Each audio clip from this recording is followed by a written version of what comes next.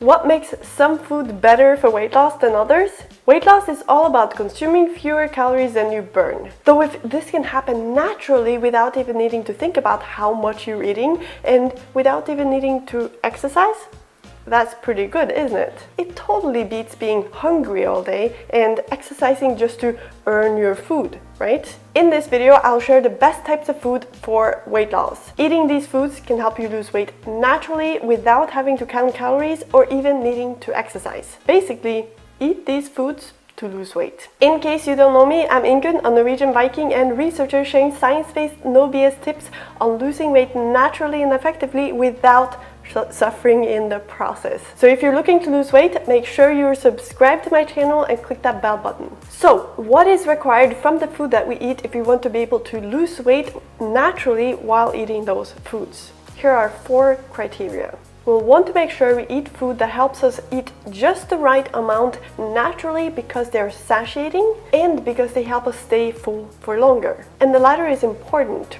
Eating lots of low-starch veggies, for example, won't keep you full for very long, even if it helps you eat less in the moment. We'll also want to make sure the food we eat helps us keep our metabolism up. This is often completely overlooked, even though it's an amazing way to be able to eat more while still losing weight. And yes, the food you eat does affect your metabolism. We'll talk about specific foods shortly. We'll also want to make sure we eat food that helps limit cravings. Now, this is partly related to making sure we keep satiated. Though even if you're not hungry, you may have cravings. And there is a way to help limit that with the food that you eat. And we'll want to make sure we eat food we actually enjoy. And I'm not talking about eating food that's so tasty and delicious that you simply cannot stop eating even though your belly is about to burst. That kind of beats the point, doesn't it? Listen, you've probably heard people say you can eat all your favorite foods and still lose weight. Basically, you can eat whatever you want and still lose weight. Sounds great, doesn't it? Well, it can make it a whole lot more difficult to lose weight. Here's why. For one, eating just the right amount can be almost impossible. I mean, so much of the food around us today is made to be so tasty and so addicting that you keep going back for more, even though you've already consumed twice the amount of calories that your body needs. Yes, you can lose weight eating any food as long as you eat little enough, though you're making it a whole lot more difficult for yourself to eat less if the food that you're eating is addicting. That's just asking for suffering. Plus, you may need to eat even less. Because yes, the food that you eat actually affects how many calories you burn. So not only will you have to stop eating while you're still desperately craving more, you'll likely have to eat even less. And of course, not to mention that the food that you eat has a huge impact on your health. Yes, you can lose weight eating only chocolate, though you'll feel terrible, so what's the point? This is what I call working against your body. You're basically trying to force your body to lose weight even though it goes against what your body craves and needs. Instead, we should be working with our body, helping your body feel satiated and burn more calories naturally, which we can do with the food that we eat. It's really that simple, and it really can be enjoyable. So we know what we want, which is to lose weight while eating just the right amount naturally and without even needing to exercise, and we know the criteria of the food that we need to get there. So let's take a look at actual food and how they fit our criteria. We can divide our food into 3 main categories: protein, fat, and carbs. And all 3 are important here. They all play a key role. Though it really matters which foods they come from as well as how you combine them. Let's start with protein. Protein is satiating. Actually, it's found that people who have completely different diets tend to eat the same amount of protein naturally. It's like we naturally consume the amount of food that we need in order to get the amount of protein that our body needs. So if your diet is low in protein, that means you'll have to eat a lot more in general in order to get the amount of protein that your body needs. And we'll do that naturally. While if our diet is high in protein, we naturally eat less because our body is satisfied and happy much sooner. Protein also helps keep our metabolism up because we burn more calories simply digesting protein, and because eating enough protein helps maintain or even grow our muscle mass. And our muscles burn a lot of energy even while we're resting, even if we spend the whole day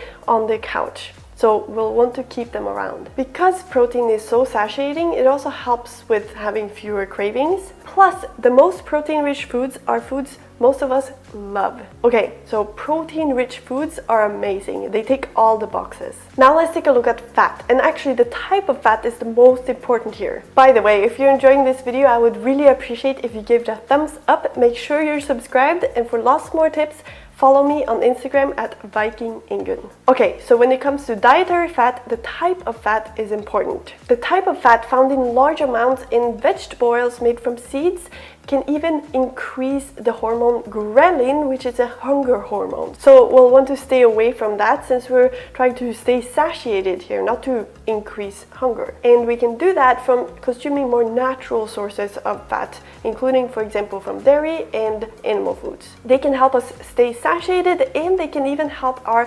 metabolism, since one of the types of fat found in these foods basically helps keep our mitochondria up and running. Plus, these are foods most of us love and adds lots of flavor to our meals. Though you'll want to keep an eye on how much you're adding. So, what about carbs? Carbs have gotten a bad rep, though they're really not the devil as they are portrayed to be, even when it comes to weight loss. Actually, they may even help with weight loss. I talk about this in a previous video. They lied about carbs, on the truth about carbs and weight loss. I highly recommend you check it out. I'll put the link below this video. Now, when it comes to carbs, they can be satiating, though it really depends on where they come from and what you pair them with. Boiled potatoes, for example, are highly satiating by themselves. Pastries, not so much. There's also a limit to how much whole fruit you can eat, though if you're eating dried fruit, it's easier to eat a lot. So as long as you choose where your carbs come from, they can help with satiety. In general, try opting for the most natural, least processed carbs, as they will be the more satiating ones. Carbs can also help with your metabolism, as they are important for your thyroid function, which is a key part of your metabolism. And carbs may be the most important factor when it comes to cravings, other than helping you stay satiated. When we crave foods when we're not actually hungry, we often crave foods high in carbs. Though if we make sure to eat carbs throughout the week, we may be less likely to have cravings for them. And one of the reasons we often crave foods with carbs is because we really enjoy eating carbs. So if you can include some carbs in your diet even while trying to lose weight, you may enjoy your food more. You may not want to overdo the carbs, though including some can definitely help. And of course, if you enjoy your food, you're more likely to feel happy and satisfied with your diet, and therefore more likely to follow through on losing weight. Because if you're happy and satisfied with your diet, and your diet is helping you lose weight naturally, then losing weight is actually not that bad. I've showed you examples of food, though as mentioned, you need to enjoy the food. So the specific foods that you choose may be different from someone else. And inside my 90-day weight loss program, you'll find a list of more than 100 foods you may eat to satiety and still lose weight while following the program, so that you can choose the foods from that list that you enjoy the most. You'll find my weight loss program if you head over to slimbyscience.com. The link is in the description of this video. Now, an important note is the quality of the food. Even if we're presented with the same amount of protein, fat, and carbs, if the food is ultra processed, we may end up eating more, even as much as 500 calories more per day as found in this study. And there's even a study that claims we may burn 50% less energy after a meal of processed food compared with whole food. Eating more and burning less energy simply because of the way the food has been processed sounds like you may want to choose less processed food, doesn't it? Actually, one study found that including eggs for breakfast resulted in overweight people eating significantly less for lunch and even for the rest of the day compared with eating bagels for breakfast, even though they ate the same amount of calories for breakfast. Now, there can be many reasons for this. I mean, eggs are less processed than bagels, they are higher in protein, and they are very nutritious in general, which